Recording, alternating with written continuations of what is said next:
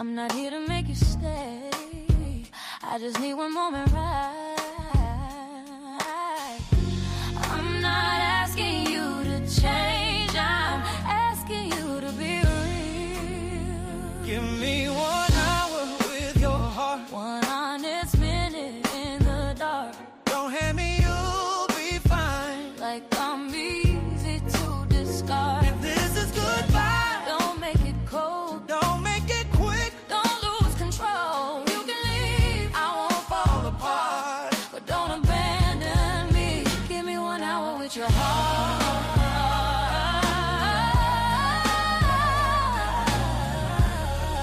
Go with it, yeah, yeah. I didn't mean to cut you like that.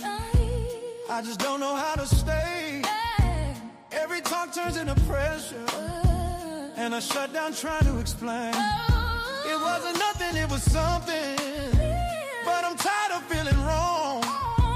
I'm not here to erase you, I just can't keep holding on. So let me say it clean, without a fight.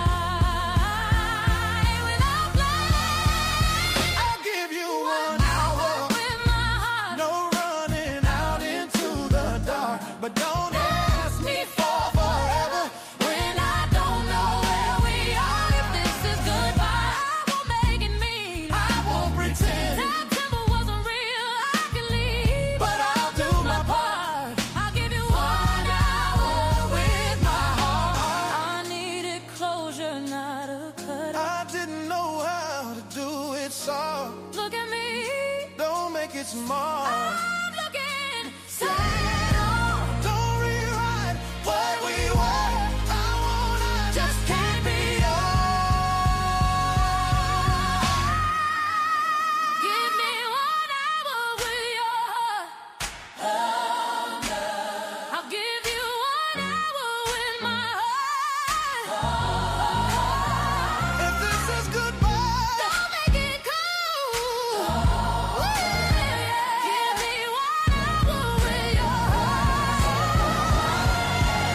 that's all I wanted. Give me 1 hour.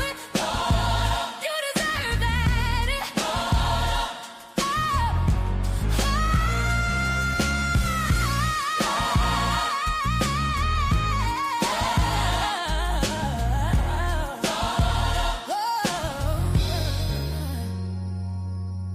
That's all I wanted. You deserve that.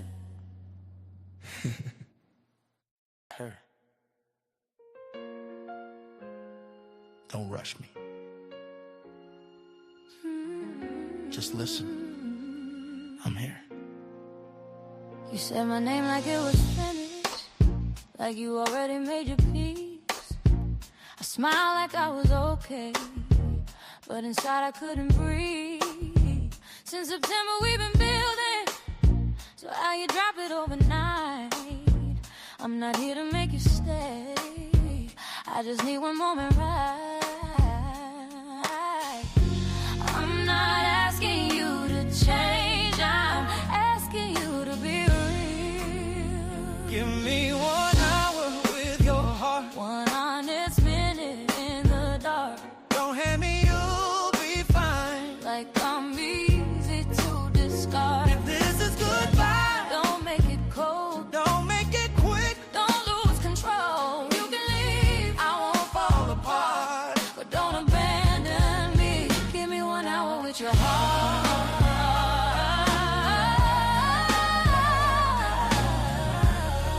go with it, yeah, yeah. I didn't mean to cut you like that. I just don't know how to stay. Every talk turns into pressure, and I shut down trying to explain. It wasn't nothing, it was something, but I'm tired of feeling wrong.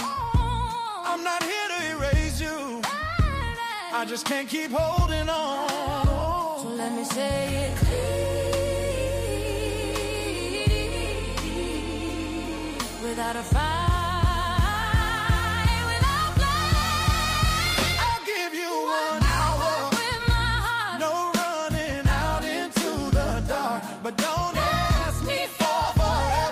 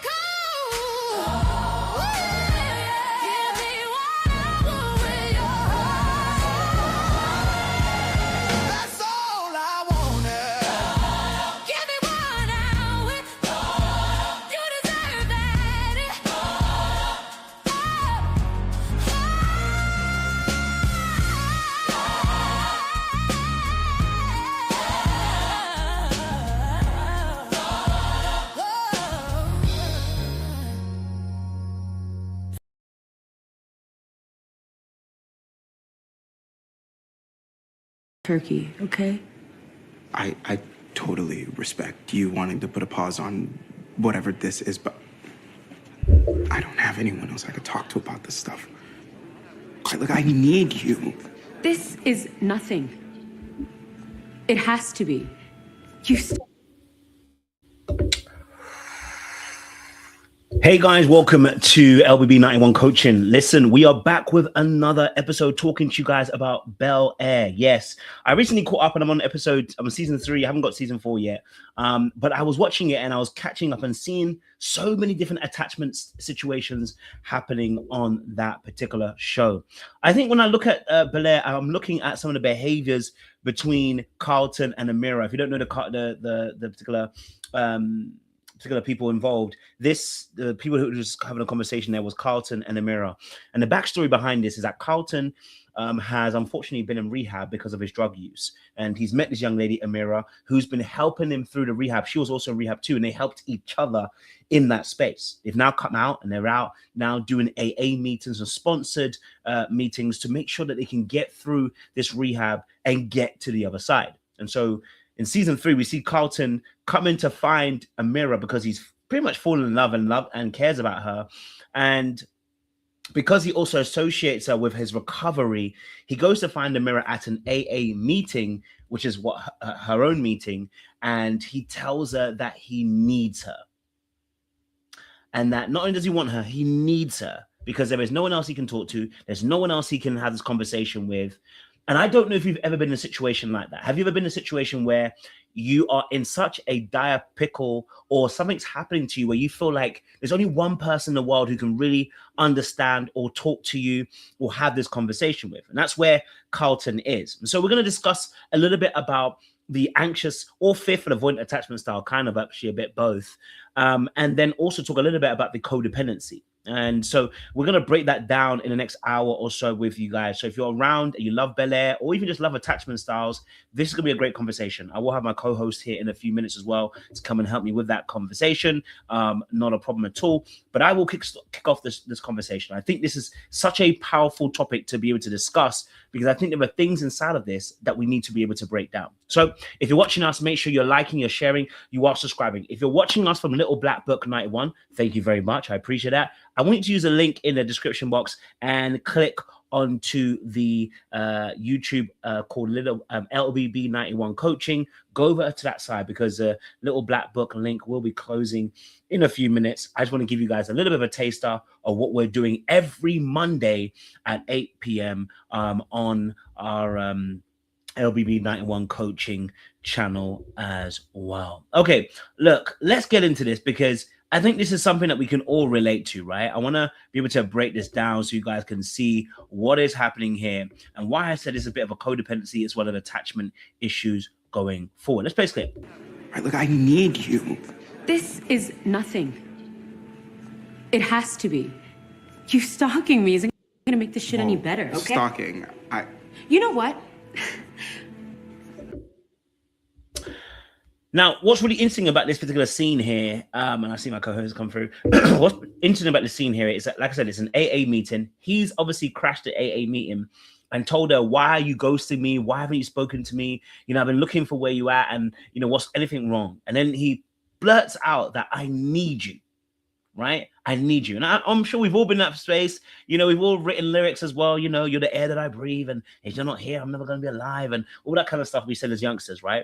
But now we're looking at it from a different perspective as adults looking at relationships.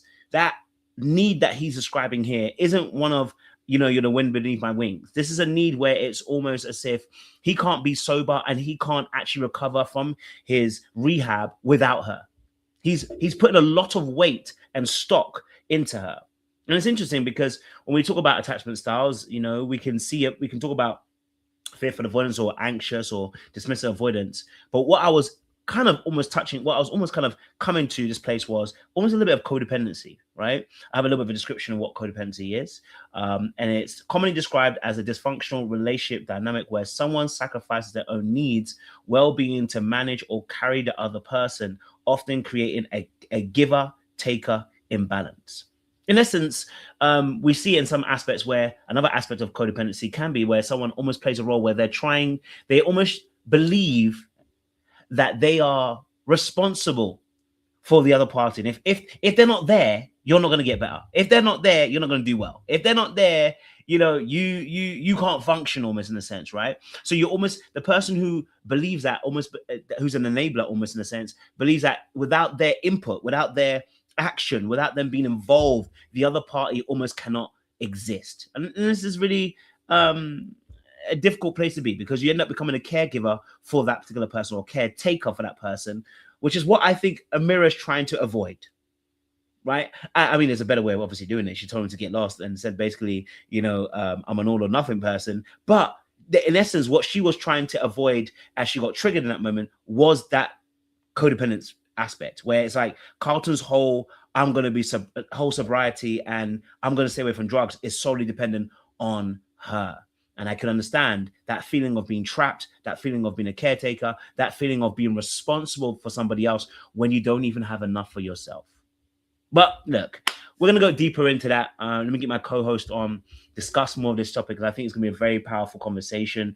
And I think we're really going to be able to touch on some real deep things going forward as well. Again, please do me a massive favor. You're liking, you're sharing, you're subscribing. And if you are on the Little Black Book channel, I do want you to click on the link that's in the description box. It's pinned.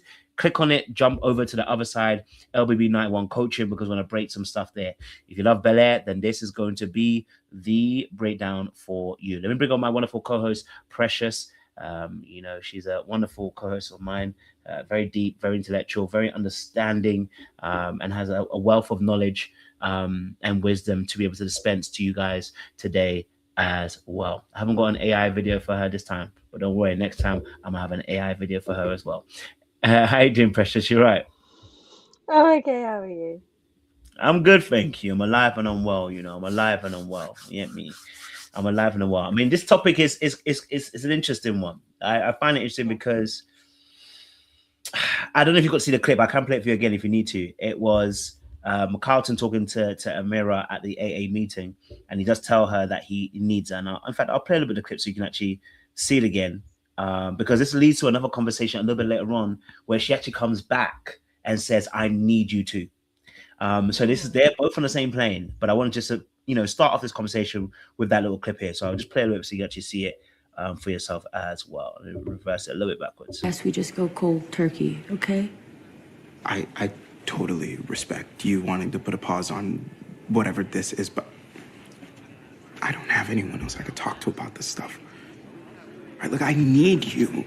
This is nothing. It has to be. You stalking me isn't going to make this shit any better, okay? Stalking. I mean, technically he was stalking, but yeah. But Not the stalking accusations. yeah. She said she's gonna get out of the situation anyhow, anyway, and she wants to create emotional distance. But we can talk about that a little bit on. I mean, when you're watching that clip there, of course I put a lens on it, but if I was to take the lens off, what would be your first thought listening to that clip from your particular perspective? Well, to me, it just sounds like somebody who's recovering from addiction, and has found somebody who is showing a level of being able to understand the difficulties of addiction and how that looks like in your life. Somebody who is probably showing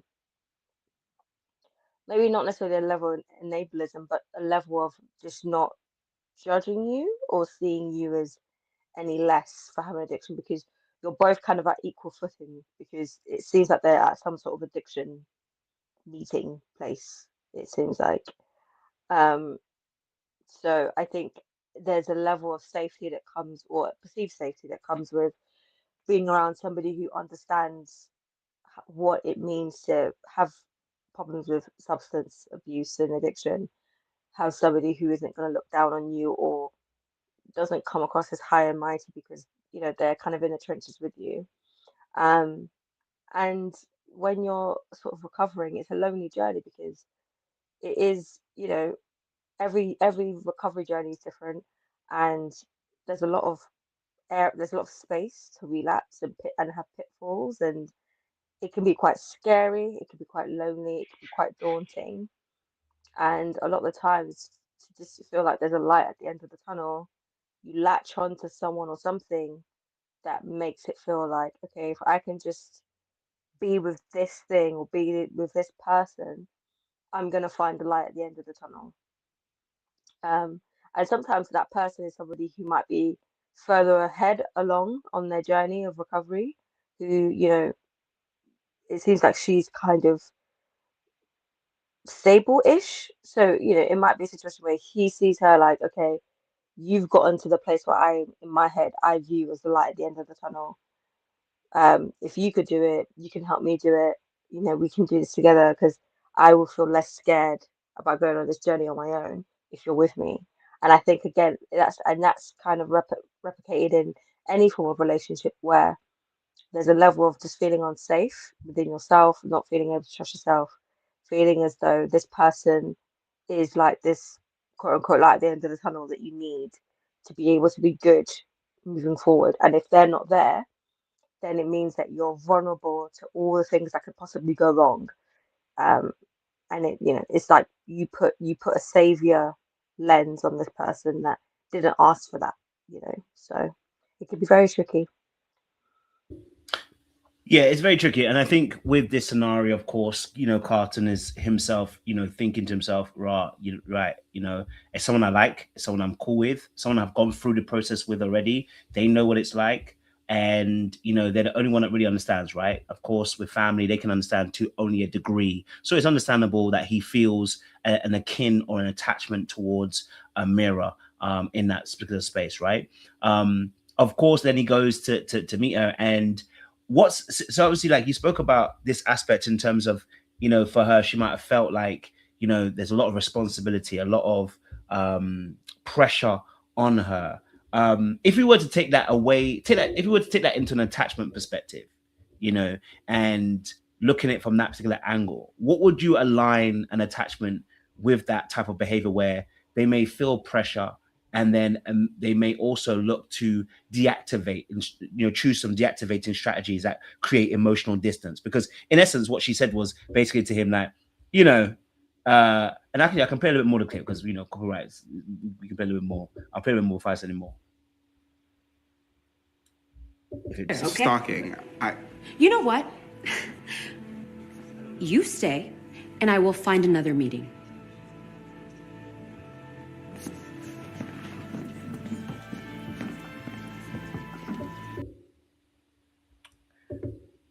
Well, obviously, she created a distance, in essence, with some level, I guess, for me anyway. And I said it because I've watched the show, right? So in the next clip, she actually comes back and says, I need you to, just to give you a bit of context of what's happened. So this is not a one-off thing. She's going to come back, say, I need you to. They're going to end up dating. So not to spoil it for you, okay? But they're going to end up dating, okay? They end up kissing when they come back when she comes back. So I can play that clip for you in a second or two. But I saw it as deactivating strategies. What would you associate with an attachment style that begins to deactivate in those kind of moments where someone feels like they may be feeling like they're trapped or being responsible for someone else, or feeling like they are having to take care of somebody else and not necessarily wanting that responsibility, but never really also articulating that out verbally? I mean, there's definitely a level of avoidance there. I think it's difficult to see. It's difficult to pinpoint of it being, I guess, with the added context that she comes back. I don't know if you can fully say it's a fully just avoidant attachment, because she comes back on her own volition. So I think there's a level of maybe some like fearful / dismissive stuff there. Maybe dismissive, because I think with dismissive avoidance, there's a level of like, I don't want the responsibility, but then also, if you actually have feelings for that person, you like that person, you probably are inclined to come back. But you're probably just going to be more motivated to have the relationship center around you than the other person. And that can be seen in coming back saying, I need you now. Like, you think I'm the one that's got it all together. No, actually, I don't. It's you that's got it all together. It's me that needs you, taking attention away from you so that it can be placed back on me and it's not out of my control. And I don't have as much responsibility over you because now the responsibility is actually on you to me. So it could be that. So yeah, I think it could be a fearful or dismissive avoidant. I would have to know. I have to see more of the show to really know. But it might be. It probably. Yeah. I think it leans on one of those two because she comes back, and then it's all about how I need help or I want to be with you, and that could be out of her purely just liking him and stuff, and realizing, oh, actually, I might have messed this up. But who knows? There. I hung What's in the your hallway. verdict?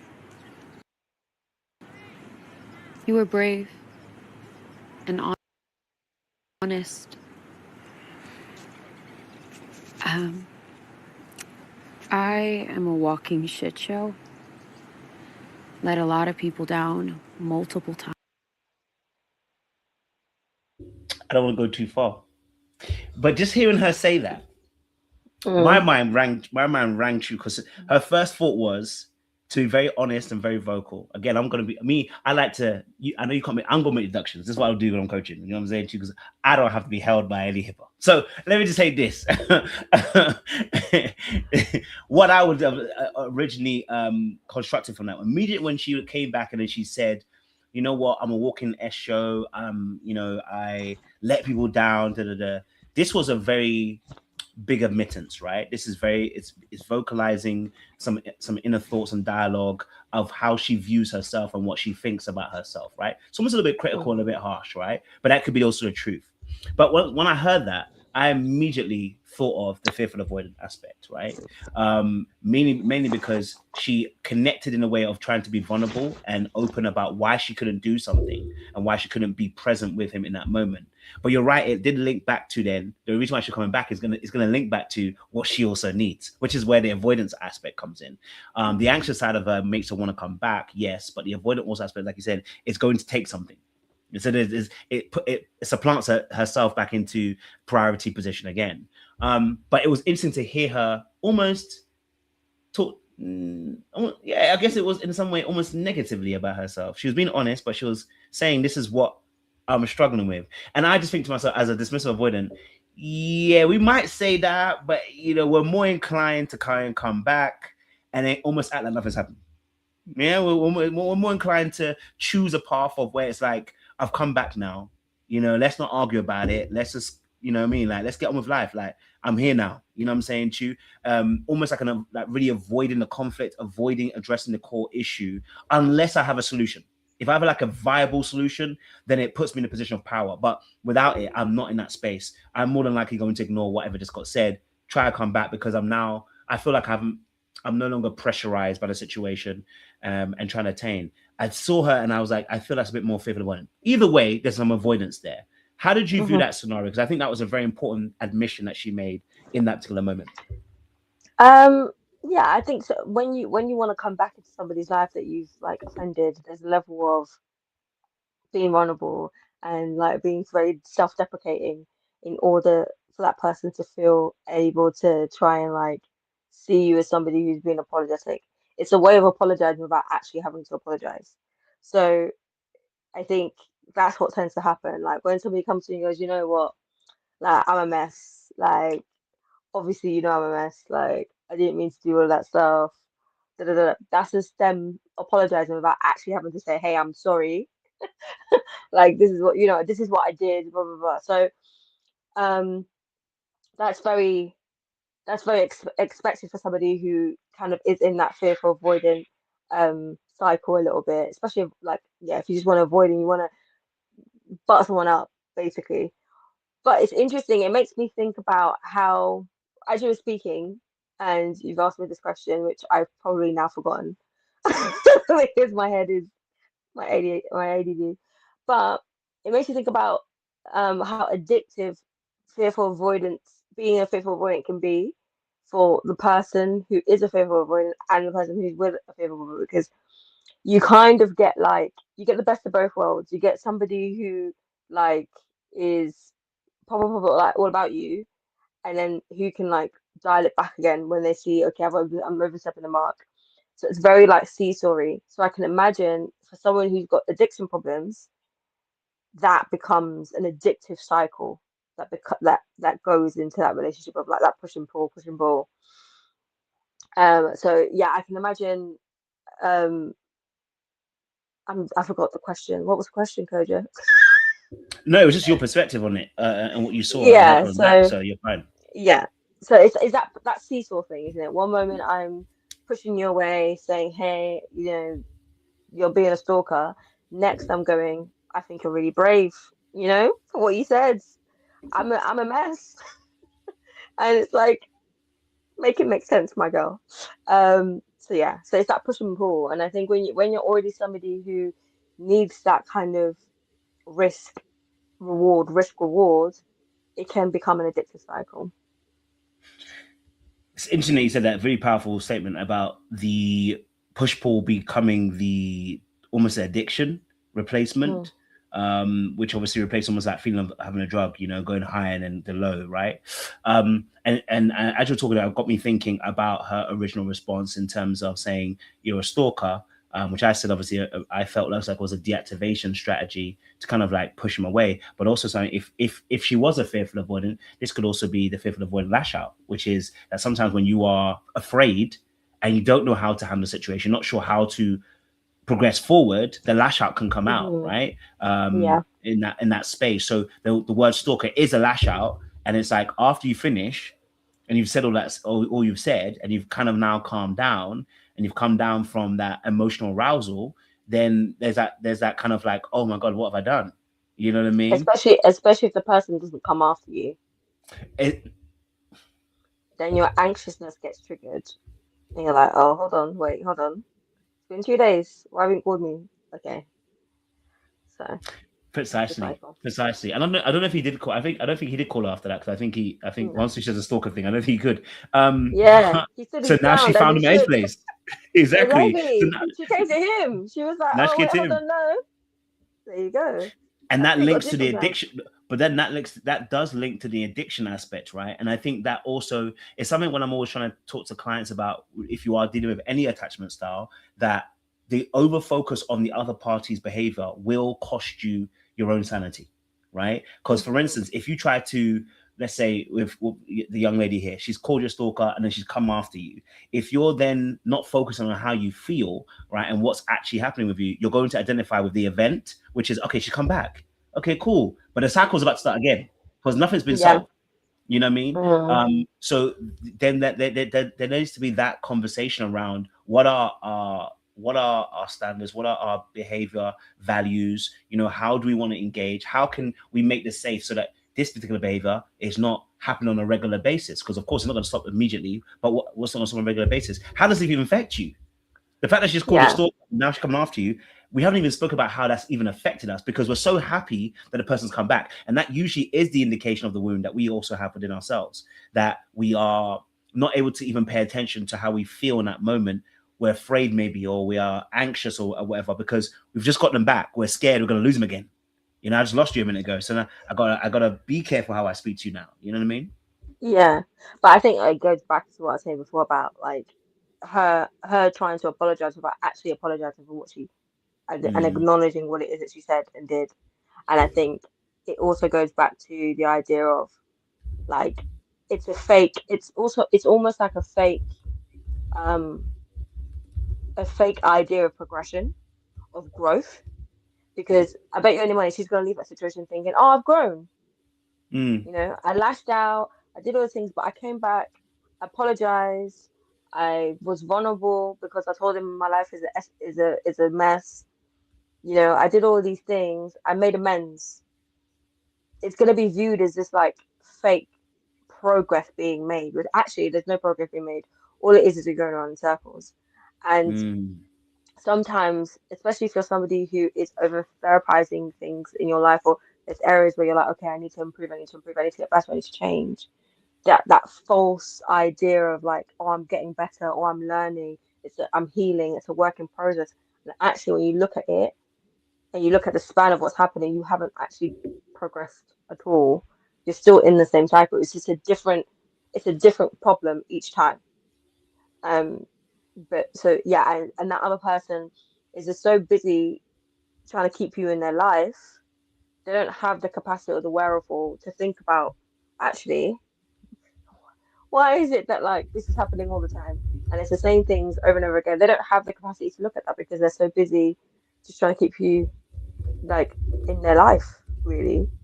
So yeah, it's an interesting cycle for sure.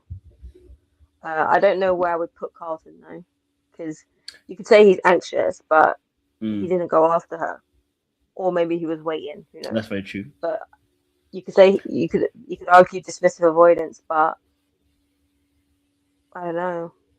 He might just, unless he just refuses to bring it up again, and he's just like, okay, cool, we're good. But I don't know. You'd be better placed to tell me. I can't remember if he did. I don't even remember. there, so. I don't remember even if he did. I can't remember. I class him as more anxious, to be honest. But at least he sits on the anxious side of things for a lot of the episodes. So that doesn't mean that he actually is anxious. He can still be fearful avoidant. He can still have the avoidant perspective, right? But because of the person he's with, he may find himself more on an anxious spectrum. Because of course, some people are on the spectrum when it comes to fearful avoidance. At least when it comes to the dismissive avoidance, that's all you, my guy. Because he doesn't give me fearful. He doesn't give me dismissive. Okay. There's nothing in there he was giving me dismissal at all, boy. Because even go there and say I need you is crazy work. To go in there and say I need you. Yeah. The only reason why we're saying that is to manipulate you, because there's no way we're going to admit that we actually need you. But then he could be. Nah, he was being genuine. He was being genuine. It could be both. It could be both of like, I'm being genuine enough to manipulate you.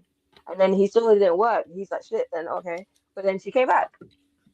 I wish I could say that about Carlton, but it's not. And then he's like, it what? Now, if it was Will, I could understand that, but it weren't. It's Carlton. he that ain't his MO, unfortunately. He a little bit too clean. And, pace back a little Multiple times. Been there. So, the thought of someone needing me. I shouldn't have put that on you. I'm sorry. But what scares me even more, I need you too. You see, and in my toxic days, she would have had me. I'm sorry, I would have come back. After that, I need you too. It's a dual purpose, isn't it? Like, it's like I'm acknowledging that you need me, and I'm also acknowledging that I need you. It's now seen as like a reciprocal process, even though it isn't. But like, it's seen as a reciprocal thing where you both need each other. It's like a us against the world type feeling. You've got this inbuilt partner now who's going to ride the ups and downs of life with you. It's an intoxicating feeling to have that, so it makes sense. It is. I've been there, so that's why I'm saying to you, that's my toxic side.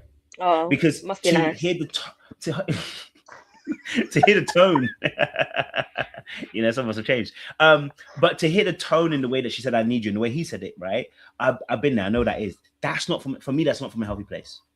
No, it's not coming from a healthy place. And so that "I need you" actually will trigger me now. It'll be like, oh no, this is not from a healthy place. Like, you saying you need me, you're either making me your world, or you're not recognizing that there is, you're able to stand on your own 2 feet, almost, in a sense, right? You don't. This relationship is not saving you, because it comes with other things around it, right? I think because I've literally experienced this. So when I say maybe about the drugs, but I've experienced that same behavior from an FA. So, and as a DA myself, I know that cycle. You know what I mean? So when she came back and saying "I need you" and dropping all those fantastic bars, it usually comes with a long paragraph of text, and it sucks you in. Paragraph? Yeah. It sucks you in because what the person's also, and it's not all bad. Again, it's really to understand something. It's not all bad because when, for instance, the FA decides to explain everything for someone who's a dismissive avoidant, this is very important because actually this is somebody who's actually willing to take time to say, "This is me. See, this is why I'm doing everything I'm doing." Because for the dismissive avoidant too, one of our things is rejection, right? So we want to know why something's happening because we have to put stock in the why. I have to be able to intellectualize what's happening. So when she's explaining what's happening, I'm going to intellectualize it. That's how we get caught. That's why FAs and DS have that very crazy cycle. I think a lot of people meet each other because, again, as a DA, I have to intellectualize your emotions in that space. I'm not trying to empathize per se. I'm trying to intellectualize to go, now I know why you did what you did. Now I can trust that. Because if you do it 3 or 4 times, I can go, oh, okay, I can intellectualize it and I can equate it. I can now put A and B equals C. This now makes sense. Because before that, you called me a stalker. That did not make sense. You know what I mean? So you want the predictability. Yes, because that creates stability, and that stops the emotional spikes that trigger me as a dismissive avoidant. You know what I'm saying to you? Too much emotion that I So what, can't understand is triggering. so what happens if the person, okay, so let's say you're a dismissive Mm. avoidant and you're with a securely attached person. Mm-hmm. Um, First of all, and it probably obviously wouldn't with happen the because you're boring. So, I'm just gonna be honest with I'm, you. I'm not even gonna comment on that. I'm gonna let that go. I'm just That's the gonna let toxicity that I'm one talking go. about. Yeah, I'm gonna let that go because there's a conversation about that to be had with you, but we're gonna let that one go. But yeah, so you're with a securely attached person, Yeah. but there's predictability in that. So what Mm. is about?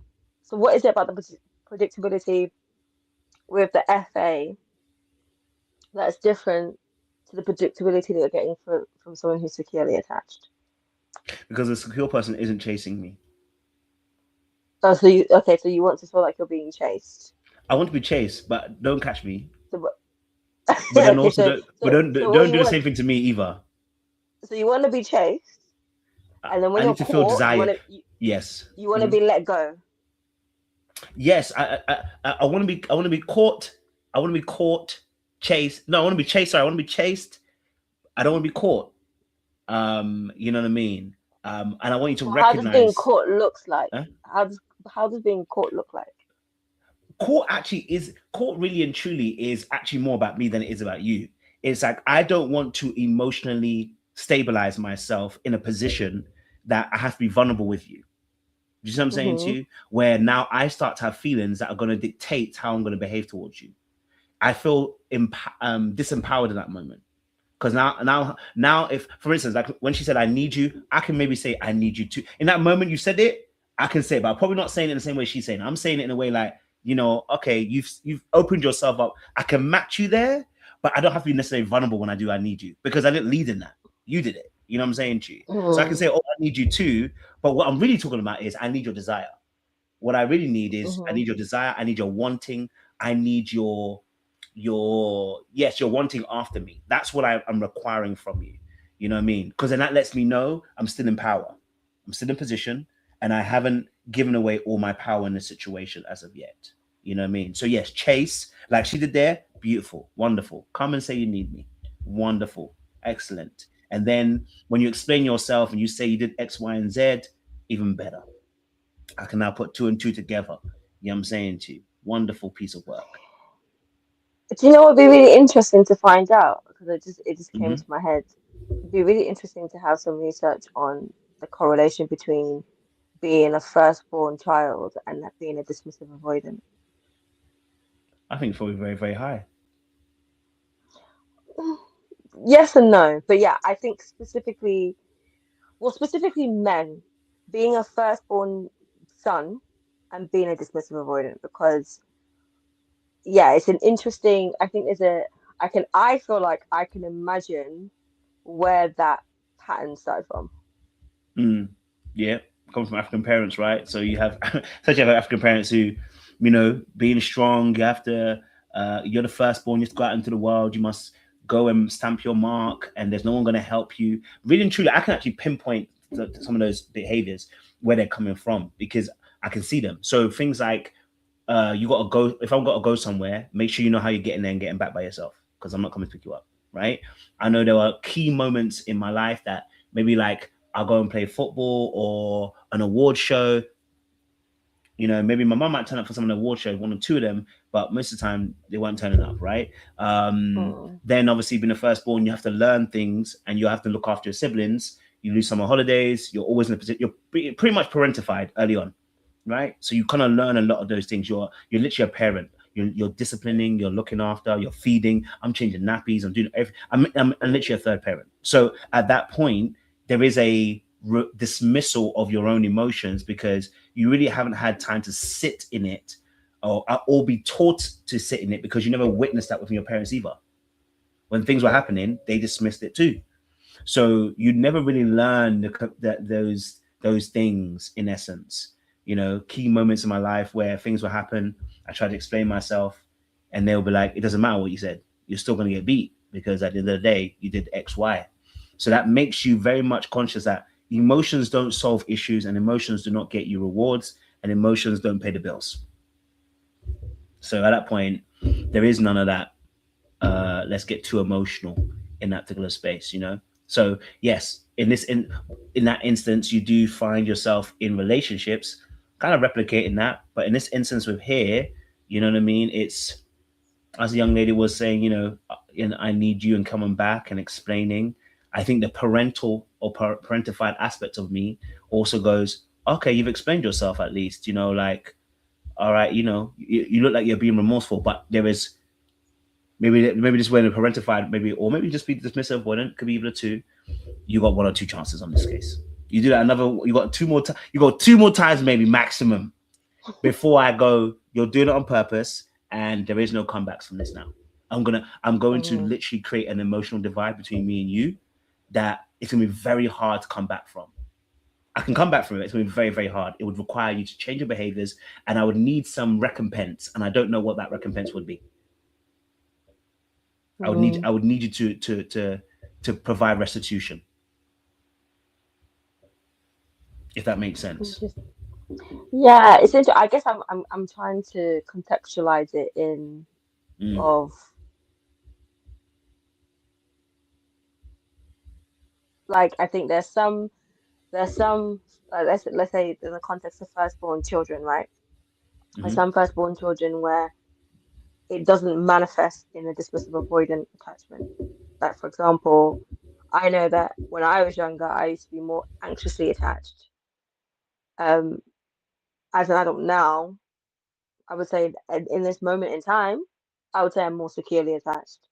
Maybe like secure, tiny bit etching into the avoidant, but not really. It's like maybe two toes, the big toe and the second toe in the avoidant, but but very much securely attached. But I think it's interesting how I think it manifests differently in men and women.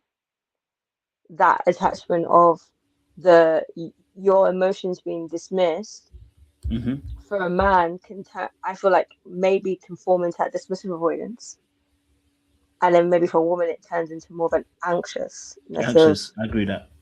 okay, I don't even have to, I can't think of my emotions, but for me to feel safe, I have to think about your emotions. Because I think, especially in African culture, women are supposed to be very much the attentive caretaker, pay attention to the atmosphere, the emotions in the room, and take that on board. Whereas men maybe have the more space to not to necessarily, they don't have to think about their emotions, but they don't have to necessarily think about your emotions either. So For it safety. creates, so it creates that context where it's easier to become more dismissive of it, because you don't have to think about the person that you're taking care of emotions, because your responsibilities don't rely within looking after their emotions. Your responsibilities rely in the practicalities of things. So as a result, you dismiss your own emotions, you dismiss theirs. Whereas I think for the women, you dismiss your emotions, but you're forced and you're taught and you're socialized to focus and hyper focus on their emotions, because their emotions are the context for your safety. And I Yes. think it's interesting to see how that manifests differently. And I think that's key, right? I think that's a massive, for the general populace, by the way. It's not everyone, but yes, I agree that. Yeah. And I think why the women maybe will become more fearful. And I found that too in terms of coaching. I feel like the women do lean more on the fearful avoidance when it comes to this. And I think that's because of the context of safety. Because again, being the oftentimes the weaker vessel in terms of physicality, you know, and you live in a patriarchal society with men, and there's actual dangers around, reading the emotions actually is now very much important contextually as safety. You know what I mean? In that particular aspect as well, right? So, and the way that you're also reared in that particular way as well, to be of servitude to a man or a boy, you can call it one from young age, right? Whereas men are not necessarily always reared that way. We're kind of reared to be entitled, and in a way of, you know, the world is, this is your world, go out, go and get what you need to go and get. So there is more space to be dismissive rather than being someone who cares about the emotions of other people, which would kind of bring out the anxious side of me. It doesn't need to happen because of it exists in the world. And it's interesting because obviously, as a first child, you are, as I said, parentified. I was parentified, but again, as you said before, it's in different ways. So it's like, you know, you don't have to you don't have to necessarily equate those emotions and or to even take into consideration those emotions. Where I know I've got I'm very hyper aware of energy changing, vibes changing, facial features, very much aware of like this person gave this, like you said this thing and this person looked at you this way. Did you not see that look that you just got? Like very, very aware of those things because you need those things to survive a lot of times. So yeah, I just think it's interesting how it manifests.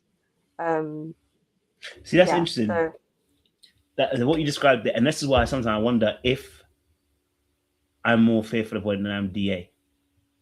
Maybe, I had to just, and I it was just open to changes. it. We also as we get older, we shift. It changes. It doesn't stay stagnant. I say that because I think the word that we use to describe everyone is like maybe when we're younger, saying someone's an empath, which is a word that people use a lot of times. I just think people have vigilant rather than being empaths. But you know, from a very young age, I've been very much self-aware.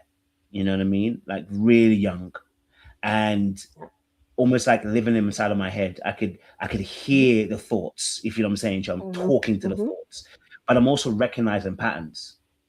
Now, maybe that's the ADHD. That also, again, we can't pinpoint 100%, but it could be the ADHD. It could be, who knows? Well, you know, who knows if I've got an acute autism? We don't know, right? I haven't done no tests, so who knows? We don't know. I haven't done no tests.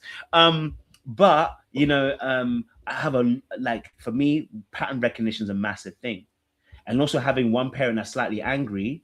I shouldn't say slightly angry. Their reactions can be over the board. I can see how that could easily fit into the fearful avoidant narrative. You know what I'm saying too? Yeah. As well as the dismissive Especially one. if it's your mum. Especially if it's your mum. If your mum My is mom the was one calm. that it's your dad, okay. Because I know, like, if it's your mum that is the one that is from 0 to 100 real quick, being your main caregiver, it creates that really difficult dichotomy of the person you're trying to seek comfort from is also the person that puts you at risk because you just don't know when it's gonna blow. It could be, and that's why the pattern recognition is so important because Yes. you need to know when and how you need to run. You need to like what are you trying to avoid? Am I getting beats or am I just getting told off? Am I getting da da da da da? So it's that watching people's faces, the tone of voice, what they say, how they say, the body language, pattern recognition, all of that stuff is all response of those things are normal human things. They're not. It's not to say that this is just like out of left field. Those things are things that are there to keep you safe.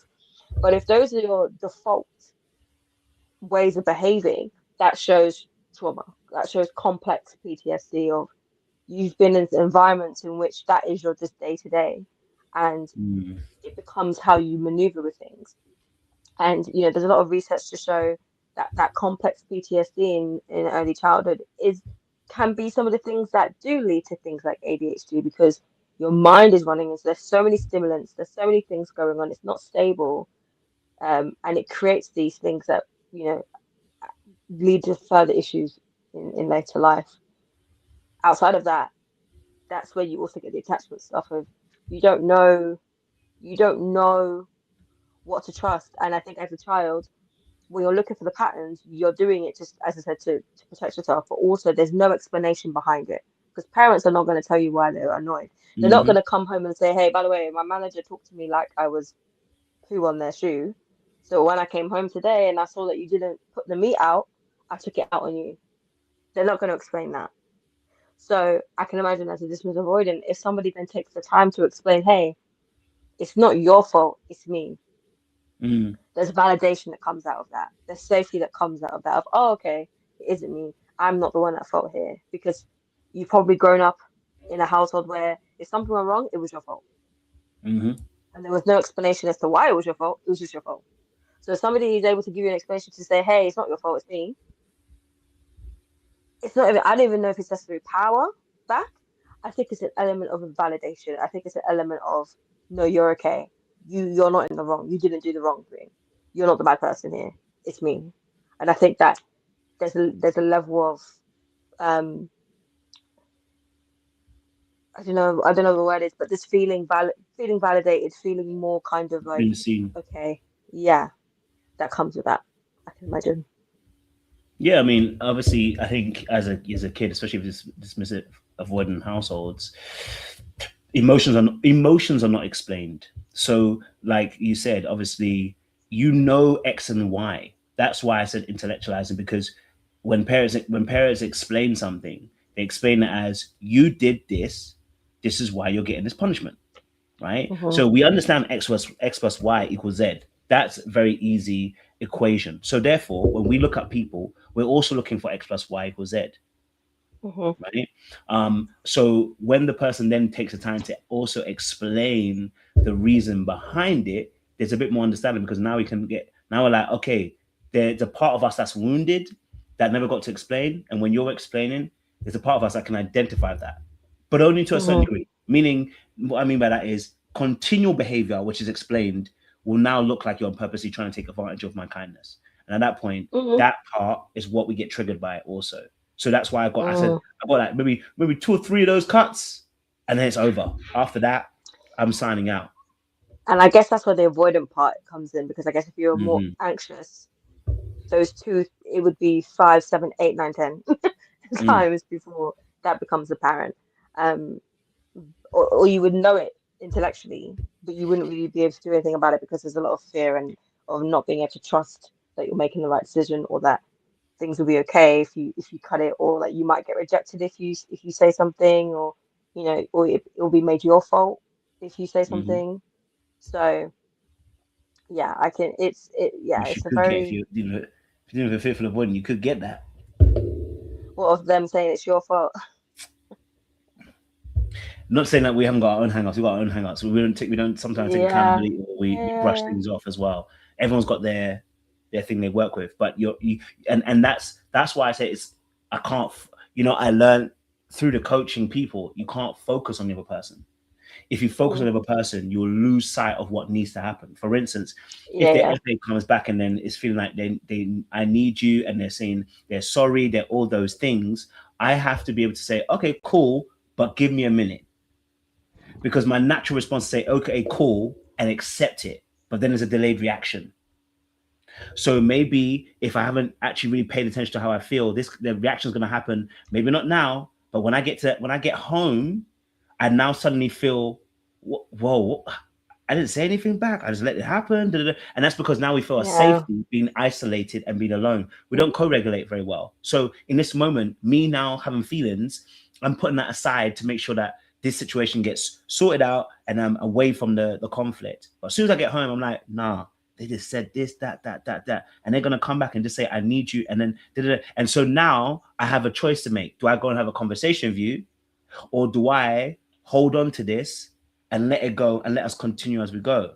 In most cases, at the very beginning, you're going to say, I won't talk to them. I'm going to let it go. Because what's the point of having a conversation about the situation? The moment has gone, not recognizing that Mm-hmm. the moment's what's actually causing delayed reaction. It's a loop.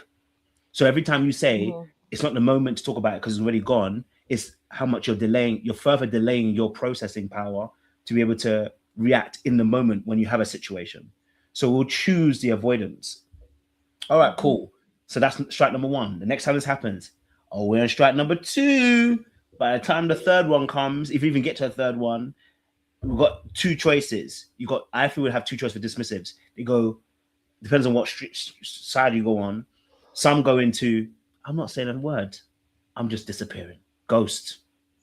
Straight up, you're gonna get silent treatment. They're ghosting. We call them, they're not listening. Text them, they're not responding. Just ghost. And it feels very scary for the other person because like they've gone cold, turkey like that. And then maybe for the other person, the other side is also that you'll get an angry reaction. It's like you've done this already. Like I've done this once or twice. Like I've told you that you're still doing it, and the person will say, "I've told you," not realizing they haven't said anything. In their head, have said it. You know what I'm saying to you, and then they translate the behavior as you're intentionally trying to hurt me now. Now I have to look at you differently. It's because I gave you some emotions. That's why you're doing what. So then we'll start internalizing it as, oh no, because I gave you vulnerability. That's why you're doing what you're doing. Oh, because that's what you did it. And you start realizing those thought processes come up in that space, and you have to do that to be able to create emotional distance. If I don't blame you, I can't create the emotional distance I want to.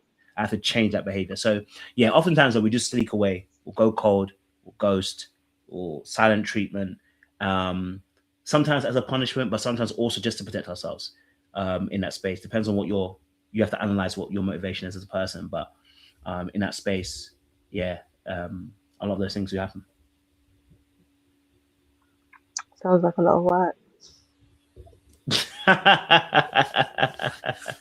Sounds like a lot going on. There is a lot going on. There is a lot going on in that particular But space. it's, But I but guess, I go think, on. Mhm.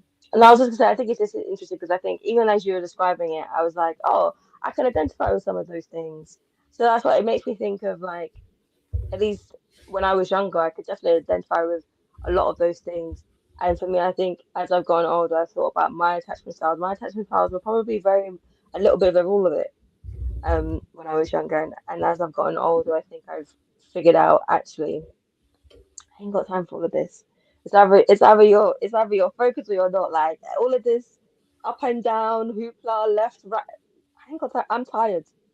I am tired. I ain't got time for it. So I think it's interesting when you do hear those things and you hear how people process things and how they process your actions to them. Like especially when you were mentioning about um oh the reason you're doing this is because I've been vulnerable with you. It's because I've given you emotion. Power. I've let you in.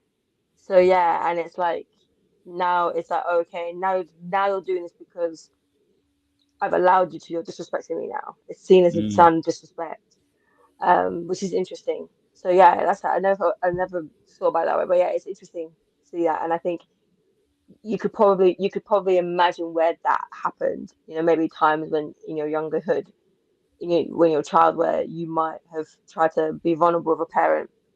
Maybe you hmm told a parent something that happened at school that you were like you didn't want the other parent to know, and then all of a sudden, other parent knows now. All you can hear is your parents in the other room talking about it, and you're like, sorry, what? So it's like in those moments when you're like, oh, okay, if I'm vulnerable with you, you're gonna use it against me.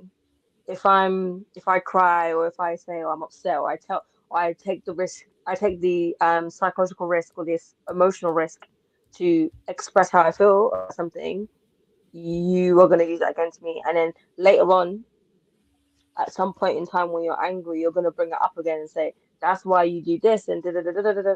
And that's where that toxic relationship with vulnerability comes into play of them not being able to do it because now if somebody makes a mistake or somebody, if your emotion, if you start feeling um affected by someone's behavior, you start to view that as an okay. That means that like if I'm vulnerable with you and you turn it back on me or you do whatever, you know, that puts me in the same position I was when I was a child, kind of thing. mm. I definitely hear that. Definitely hear that. Okay, okay. Oh, have I frozen? No, it's a bit jaggy, but it's you're Oh, not you can hear me. frozen. That's just me. It's just me. It's just me. Okay. Yeah. No. No. Obviously, bringing to where we are. I guess obviously our final kind of um perspectives because obviously it's coming to an hour now. Um, but it's been a really good conversation. I think touching on some of the things we touched on, in terms of like a little bit of the codependency, but also the anxious and fearful, dismissive perspective. I think it's also quite an interesting play in that particular Hmm. area as well. I think with this scenario, um,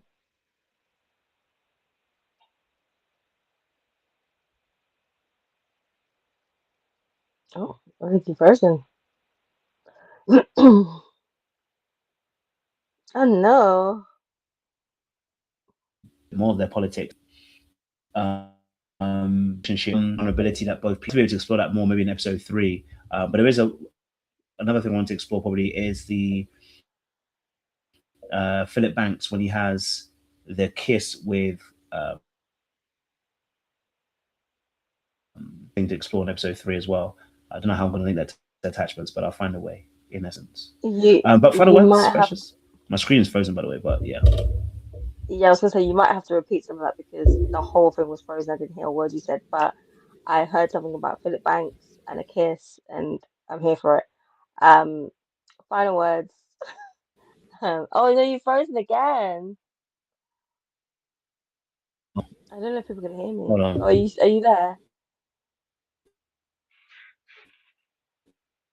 You about? You there? Hey, it's a mazza. Hold on. I can hear you now, I think.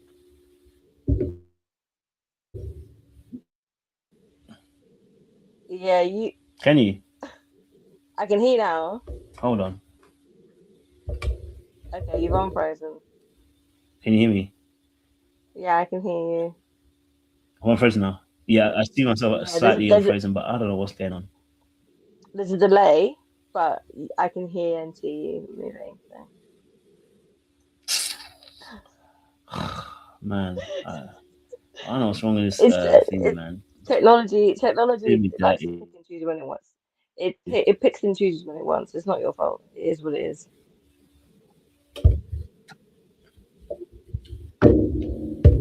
Techn- Ah, not him leaving.